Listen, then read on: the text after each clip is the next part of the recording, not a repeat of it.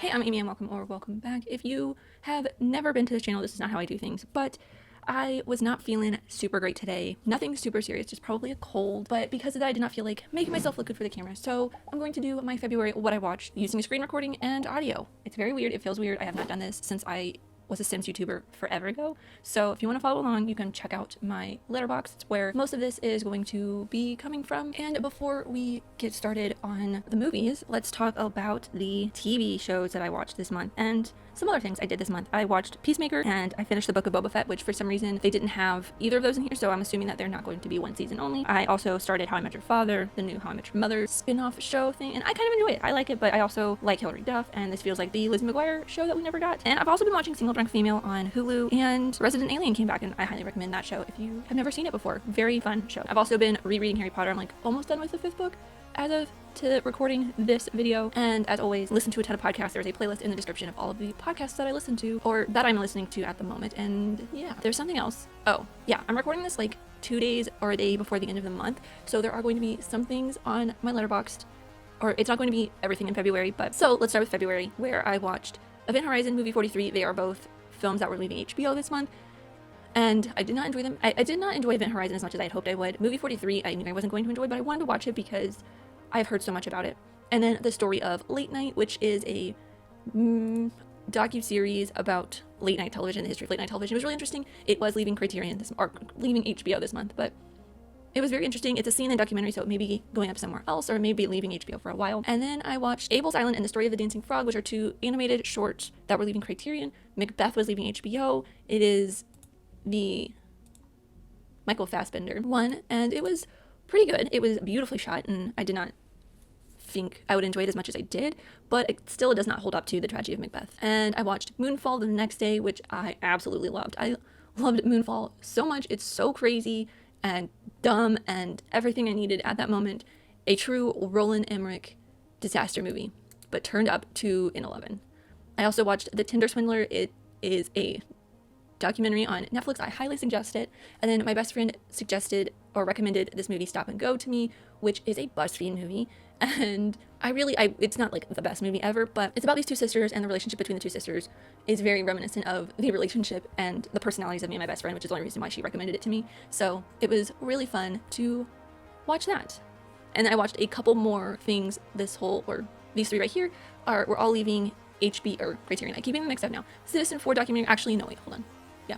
Citizen 4 and The Oath are documentaries by the same filmmaker, and they were both leaving Criterion. I enjoyed Citizen 4 a little bit more than The Oath. The Oath felt it was kind of just, I don't know, it went different places, and it was confusing to me at some point.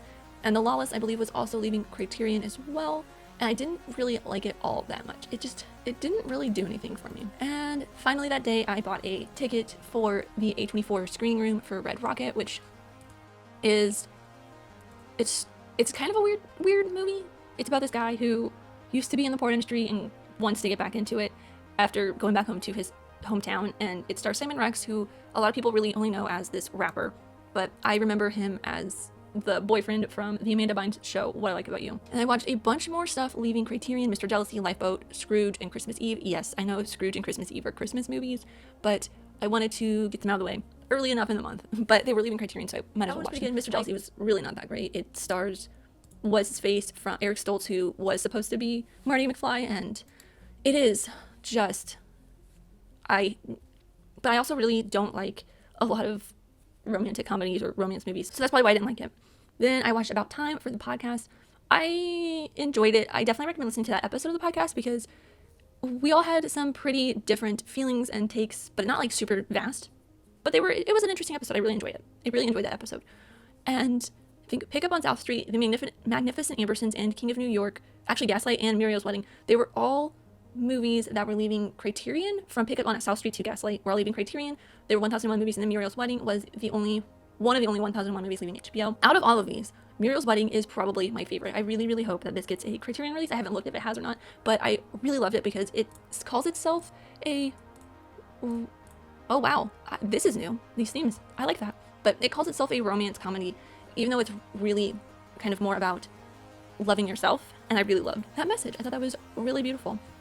Imperium, it was leaving HBO, and I want to watch a lot more Daniel Radcliffe stuff that is not Harry Potter, so I have not watched a ton of his stuff. You will see that I did watch one more this month. And then I watched Mr. Nobody, which is this Jared Leto sci-fi weird thing about him being so many different people, and it was weird. I didn't hate it, but I probably will never watch it again.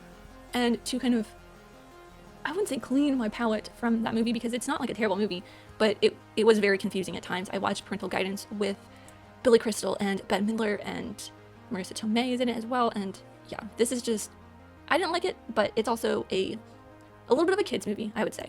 Even though it's kind of not, it's more of a family movie, I guess. And all the way back to the bottom. On that, I think it's on the same day, I can't remember. I don't know. But I watched Geely, which is a terrible movie, absolutely dumb. We all know that. I knew that going in. I wasn't surprised how I felt about it. I also watched Kimmy, which is the new HBO movie starring Zoe Kravitz, and it's not like great. It's also directed by Steven Soderbergh. I have not enjoyed a lot of Steven Soderbergh's films as of late, but yeah, the whole COVID-19 stuff, and I don't know how I feel about bringing COVID-19 into media now, but it felt weird to see somebody on screen who was agoraphobic, and because I'm like not super agoraphobic as the character is in this movie, but it hurt to see somebody so much like me. The next day I also watched Flea, which was, I'm pretty sure was going to be nominated for an Oscar when I watched this, and it is. It's really good. Actually, wait, what? I think this might have been, I don't know, whatever. It's one of the movies that was nominated for an Oscar, so that's why I watched it, and it's beautiful. I highly recommend checking it out. It's on Hulu if you have Hulu. The next day I watched Sunday, Bloody Sunday, and That Uncertain Feeling, which are two films leaving Criterion this month, as well as God Told Me To and Stevie.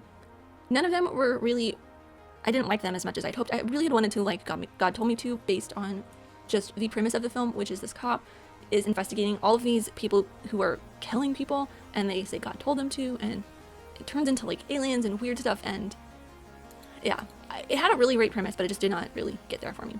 I also watched Drinking Buddies, which is leaving HBO, and I wanted to, everyone I feel like really liked this movie, ratings wise, or like in the popular reviews, but yeah, it's just one of those early 2010s comedies that it didn't hit for me very well. I also watched a bunch of stuff that got nominated for Oscars. Robin, Audible, Lead Me Home, and Three Songs for Benazir were all short films that were nominated in that category. And I think out of everything, most of what I need to watch is short films, but they're very hard to find, and a couple weeks before, or maybe it's like a week before the Oscars, the Academy has a screening that you can purchase, and you can watch all of these short films, which I will be doing later on. Four Good Days and Attica. Four Good Days was nominated for Best Song, which is the song in the credits. It was okay.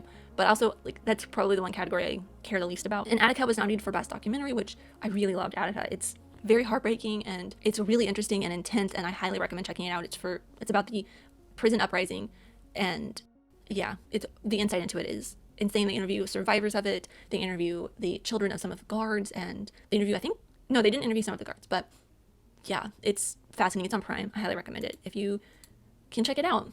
And I watched 1 Hour Photo, which is just, oh man, Robin Williams is not only an amazing comedic actor, he's an amazing dramatic actor. This one was leaving HBO. It's such a good film, and I didn't think I would like it all that much, but I did. I also watched I Want You Back, which is a new Prime film starring Jackie Slate and Charlie Day, and it looks like Scott Eastwood's in it as well, which it looks like I knew he was in it, but yeah, I didn't like this that much, but I think a lot more people did than I did, but I'm not a huge romantic comedy fan. But yeah, it was okay. I could see where a lot of people would enjoy it, but it just wasn't for me. There was funny parts, but yeah. And that night, I finally watched The Worst Person in the World, which is a movie that I have been wanting to watch for so long. Absolutely love it. This might be my favorite film of the year, and it's only February, but I highly recommend checking this out if you can find it somewhere. I was not able to find it in a theater near me for a long time until it got nominated for an Oscar for Best International Feature, and I think for something else. Hold on.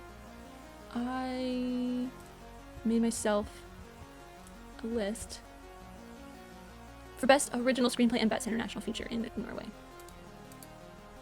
But I highly recommend it. I absolutely love this film.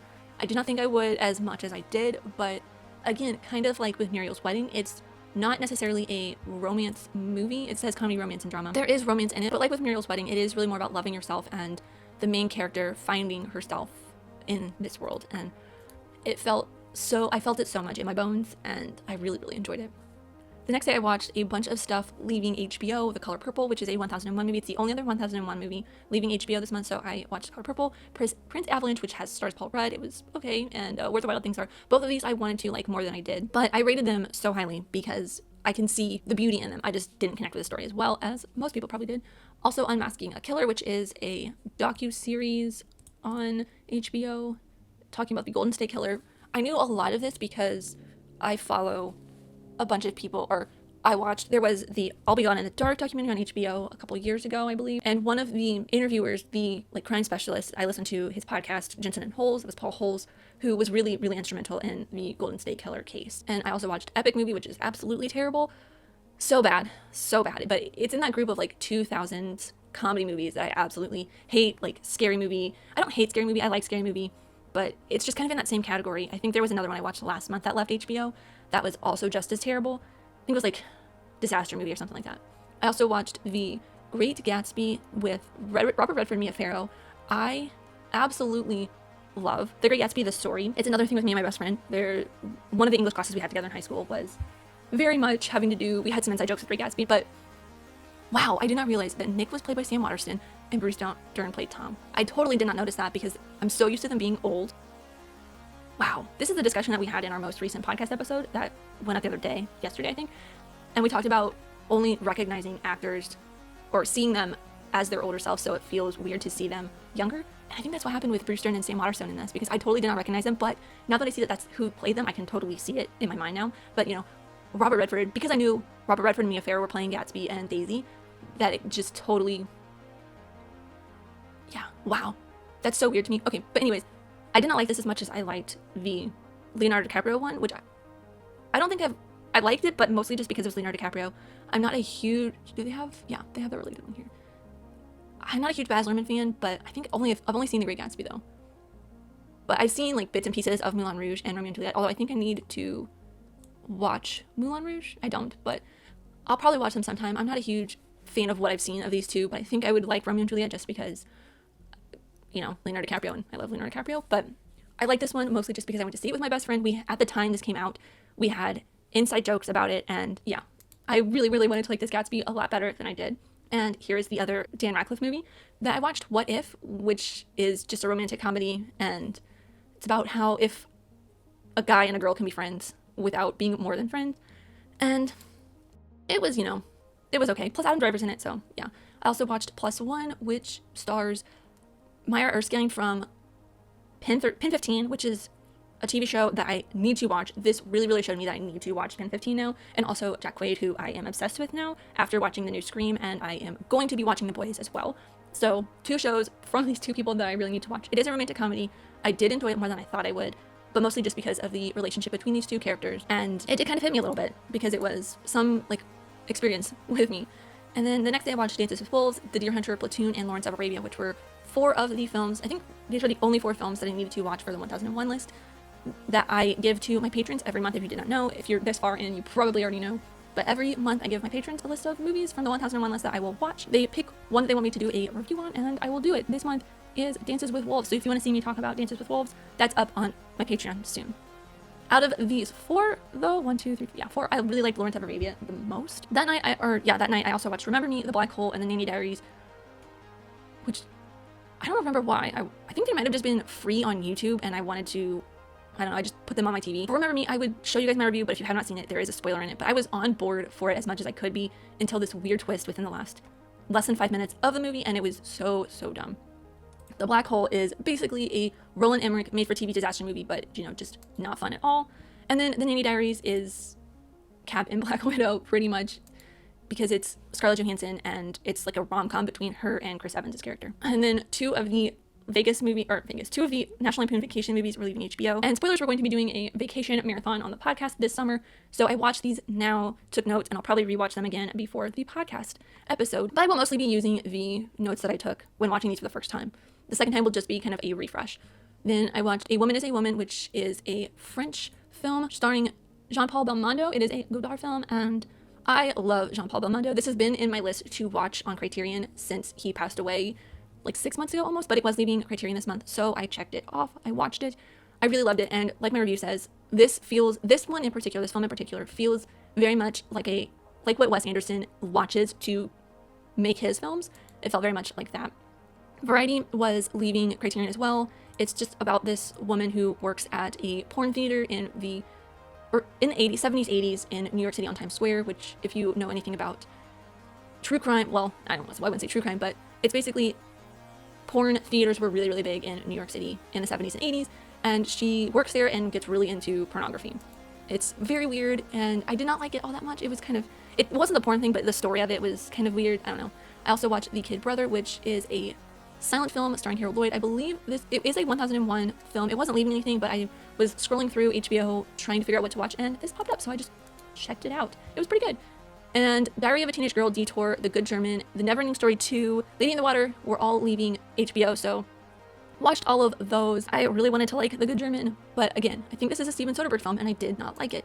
It felt like an insane ripoff of Casablanca, especially the ending, and it was trying so hard to beat it that it just completely, everything suffered. Also, The Big Risk, I watched. It is another French film. John Paul Belmondo is in this, not as much though, but that's really the only reason why I watched it. I did not enjoy it as much as I had hoped. I also watched Stripes, which is the movie that we did for the podcast, the one that just came out.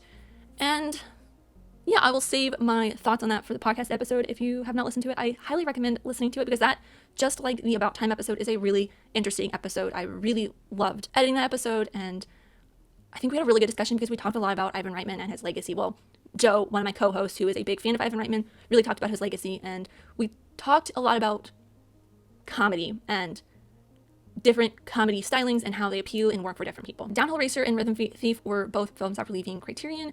I did not enjoy them that much. I also watched Cyrano, which I will be doing a review on soon for both the Oscar. I watched it because of the Oscar. It got Oscar nominated for Best Costume Design, and then it is one of my patron-picked movie reviews.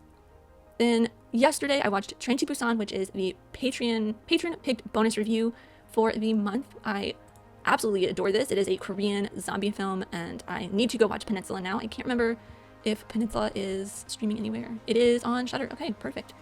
But really love Train to Busan. If you have Prime, check it out. I also watched Rain Man, which is a 1001 film that was leaving Netflix. I'm going to start adding 1001 films leaving Netflix to my list as well. And then Luana, A Yak in the Classroom, which was nominated for Best International Feature at the Oscars. And that's everything. I'm out of breath. This is a long video. It's longer than I thought it was going to be. But I hope you guys enjoyed. Let me know what you guys watched this month. And if you like this better than me sitting there with my phone, let me know. Because, this is kind of easier for me to do. I don't have to put on makeup or to get out of pajamas or anything. But let me know who you are in the comments down below, and let's be friends. If you enjoyed this, leave a like and subscribe if you're new, because I love talking all things movies, TV shows, filmmaking, film history, all the fun stuff, and I'll see you next time. Bye!